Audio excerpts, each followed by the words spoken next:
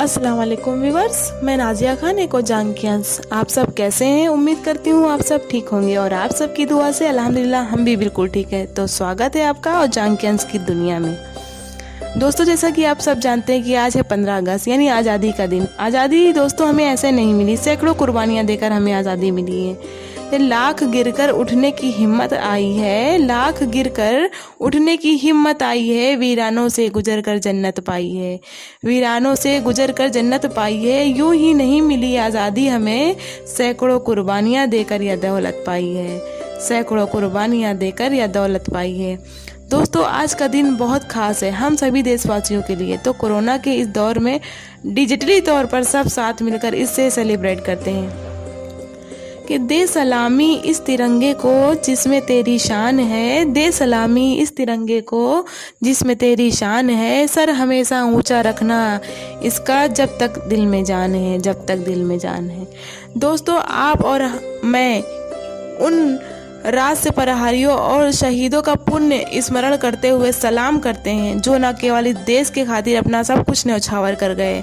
और उसकी आन बान और शान के लिए इतिहास में कुछ इस जज्बे के लिए अमर हो गए कि आ गया वक्त अब अपने वतने फ़िज़ा बदलो यारो, कि आ गया वक्त अब वतने फ़िज़ा बदलो यारो, कुछ तो होश करो, यूं ना खामोश रहो यारो, यूं ना खामोश रहो यारो। क्योंकि जिस वक्त जीना गैर मुमकिन सा लगे उस वक्त जीना फ़र्ज़ है इंसान का, और है ज़रूरी लहर के संग खेलना तब जब हो समुंदर पे नशा तूफ़ान का, जब हो नशा समुंदर पर तूफ़ान का। दोस्तों, अगर आज मैं यह कहती हूँ कि हमारा भारत देश मात्र एक ज़मीन का टुकड़ा है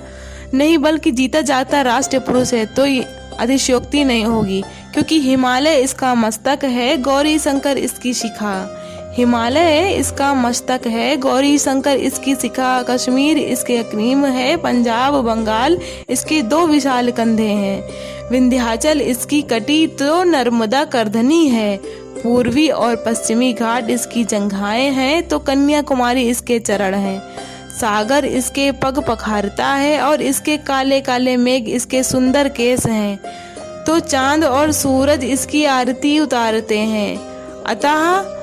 हम ये कह सकते हैं कि अर्पण और समर्पण की इस पवित्र भूमि वाले देश में एक और जहां भगवान कभी राम के रूप में, कभी कृष्ण के रूप में, कभी परशुराम के रूप में तो कभी गौतम बुद्ध के रूप में अवतरित हुए, वहीं दूसरी ओर देश के गौरव चंद्रशेखर आज़ाद, सुभाष चंद्र बोस, गांधी, बिस्मिल भी शामिल रहे हैं। क्योंकि साथियों, इतिहास गवाह है कि जब जब देश पर आपदाएं आई तब तब जनता में देश प्रेम का मंत्र गूंथने वाले महापुरुष सामने आए और उन्होंने मातृभूमि के प्रति प्रेम का उपहार दिया। अतः हमारी ये परंपरा रही है कि विषम परिस्थितियों में कभी गोस्वामी तुलसीदास के मानस ने दिशा दी तो कभी गीता के कर्म का ज्ञान दिया, जिससे समय समय पर हताश जन समुदाय प्रेरित होकर देश के प्रति जागरूक हो। इतना सब कुछ होने के बावजूद भी विडंबना रही साथियों कि हमारे भारत माता को पूरे 200 वर्षों तक अंग्रेजों की दास्तां की बेड़ियां पहन अपने ही देश में कैद होकर वर्तमान वतनजना का कलंक अपने मस्तक पर लगाना पड़ा। आज़ादी का संघर्ष गहराया है, भगत सिंह, सुखदेव, राजगुरु के गले में फांसी के फंदे कस दिए गए, फिर भी ये शहीद अपने मादरे वतन पर सिर्फ इतना कह के चले गए कि सरफरोशी की तमन्ना अब हमारे दिल में है, देखना है जोर कितना बाजुए कातिल में है, देखना है जोर कितना बाजुए कातिल में है। फिर भी स्वतंत्रता हमसे रूठी रही, पर समय बीतता गया और विंध्य राष्ट्र में धर्म, सभ्यता, संस्कृति और पारस्परिक एकता और भाईचारे से दयानंद सरस्वती द्वारा दिखाई गई दिशा और मंगल पांडे की कुर्बानियों को याद किया। शिवा और लक्ष्मीबाई की तलवारें चमक उठी, चाणक्य और तुलसीदास के सूर्य गाए जाने लगे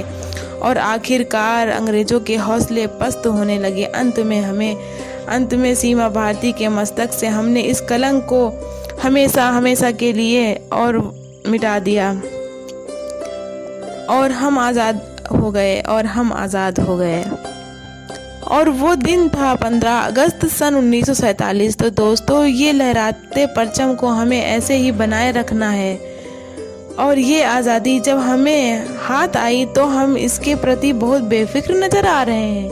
जिसके परिणाम स्वरूप एक ओर जहां अपराध, भ्रष्टाचार, प्राकृतिक और पर्यावरण प्रदूषण अपनी जड़ें जमा रहे हैं, तो वहीं दूसरी ओर पुनः आतंकी हमले हो रहे हैं, जिसे देखकर आज मैं कहने को मजबूर हूँ साथियों कि भगत सिंह तुम फिर ना लेना काया भारतवासी की, कि भगत सिंह तुम फिर न लेना काया भारतवासी की। कहीं देशभक्ति के लिए तुम्हें फिर न मिले सजा फांसी की, कहीं देशभक्ति के लिए फिर न मिले तुम्हें सजा फांसी की। दोस्तों, ये सच है कि हमारे प्रभुत्व APJ अब्दुल कलाम साहब ने एक सुरक्षित सुंदर राष्ट्र की परिकल्पना करते हुए कुछ यूं फरमाया है कि सपना वो नहीं जो नींद में देखते हैं, कि सपना वो नहीं जो नींद में देखते हैं, गौर फरमाइए, सपना तो वो है जो हमें नींद नहीं आने देती, और ये सपने तभी पूरे होंगे जब हम इन्हें पूरा करने का बीड़ा हम युवा अपने कंधों पर उठाएंगे, क्योंकि हम में वो अपार शक्ति और क्षमता है। और अंत में मैं बस इतना ही कहूँगी कि जागो भारत के वासी, जागो मेरे देशवासी, जागो भारत के वासी, जागो मेरे देशवासी, एक बार फिर से माँ भारती पुकारती है। जागो पहचानो अपनी सभ्यता और संस्कृति को, आज़ादी की वर्षगांठ स्मरण कराती है। पुण्य भूमि भारत ये, देव भूमि भारत ये, अपने वैभव को पुनः पुनः दोहराती है। राम कृष्ण बुद्ध महावीर की ये जन्मभूमि एक और अब्दुल कलाम को पुकारती है, एक और अब्दुल कलाम को पुकारती है।